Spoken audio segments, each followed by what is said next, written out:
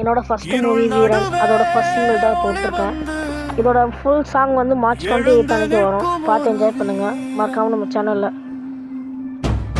அடுத்தடுத்த அப்டேட் உங்களுக்கு வேணும்னா நம்ம சேனலை சப்ஸ்கிரைப் பண்ணுங்கள்.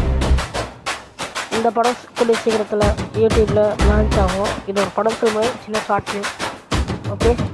மண்ணின் மனம் சுமந்தவன், மக்களின் கனவு தாங்கினான்.